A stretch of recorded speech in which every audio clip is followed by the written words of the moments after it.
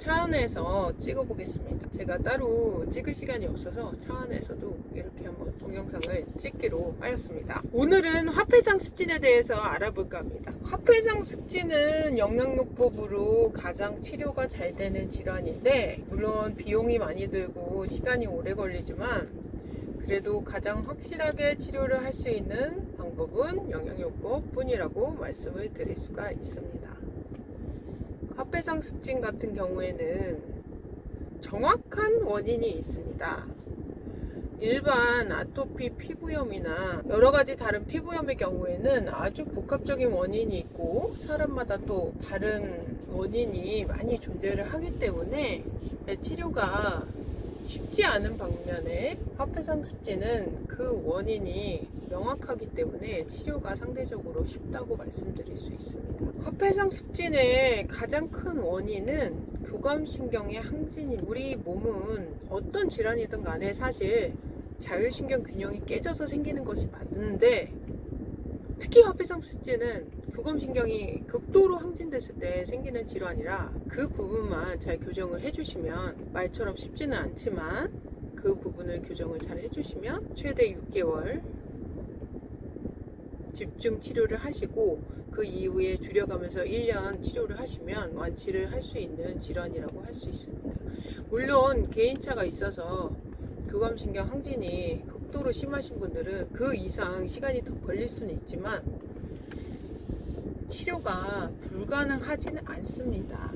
다만 꾸준히 노력을 하셔야 되는데, 꾸준히 노력하시는 분들이 많지 않고 꾸준히 노력하기가 사실 매우 어려운 것도 사실입니다. 그러나 스테로이드나 항히스타민제에 의존을 하셔서 치료를 하시는 것은 점점 더 병을 깊게 만드는 요인이 되기 때문에 되도록이면 몸을 전신을 교정해서 치료를 할 수 있는 영양요법을 하시는 것이 좋습니다. 우리가 교감신경이 항진되면 면역체계가 달라지는데, 면역체는 크게 나누어서 림프구와 가립구로 나누어 볼 수가 있습니다.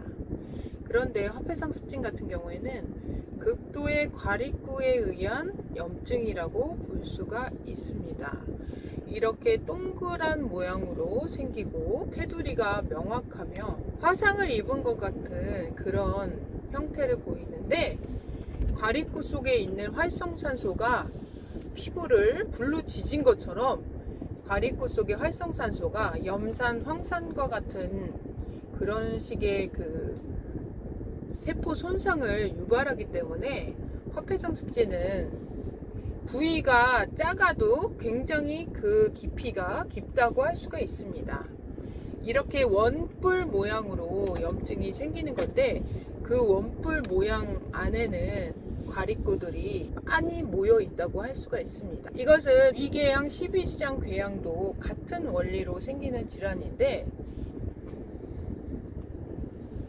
위점막이나 장점막은 얇아서 구멍이 뚫리기도 하는 거지만, 피부는 그렇게까지 구멍이 뚫리진 않지만 굉장히 그 안으로 깊게 염증이 자리 잡고 있다는 것을 아셔야 합니다. 그래서 그 가립구가 왜 많이 생겨나는가를 알아야 되는데, 교감신경이 항진된다는 것은 극도의 스트레스를 많이 받는다는 뜻인데, 실제로 스트레스가 없는 분들도 이 몸은 스트레스를 받고 있는 상태라고 할 수 있습니다.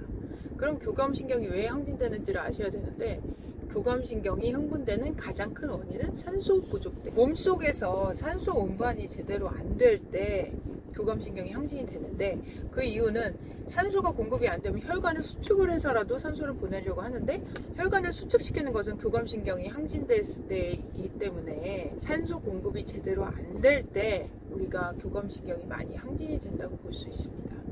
그래서 임신 중에 화폐상 습진이 많이 생기는 이유가 바로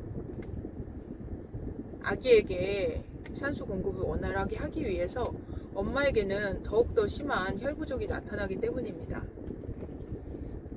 또한 임신 중에는 아기가 떨어져 나가지 않게 해야 되는데, 그러기 위해서는 교감신경이 더욱더 항진이 되기 때문에 임신 중에 화폐상 습진이 생기시는 경우가 많습니다. 임신 중에 화폐상 습진이 생긴 분들도 실제로는 그 전부터 교감신경이 많이 항진되신 분들이 많습니다. 교감신경이 항진되면 우리가 어디 전쟁터를 나가는 것을 대비하는 것과 마찬가지 상태가 되는데, 사람이 긴장을 많이 하고 그러면 이 사람이 어딘가 나가서 싸울 거라는 거를 우리 몸은 그것에 대비를 하기 때문에, 전쟁터에 나가면 상처가 이런 데도 쭉 나고 그러면 글로 세균들이 많이 쏟아져 들어오게 됩니다. 그러면 세균들이 쏟아져 들어오는 것에 대비하기 위해서 과립구가 증가가 되는데, 과립구는 큰 세균 같은 것들을 활성산소를 터뜨려서 죽이는 역할을 하기 때문에 그런 큰 세균의 침입에 대항하기 위해서 과립구가 증가가 됩니다. 그러나 실제로 우리가 일상생활에서 어디가 상처가 나거나 하는 일은 잘 없기 때문에, 그럼 걔네들 증가된 과립구들이 피부에 남아있다가 괜히 엉뚱한 피부를 공격을 하게 되는 것입니다.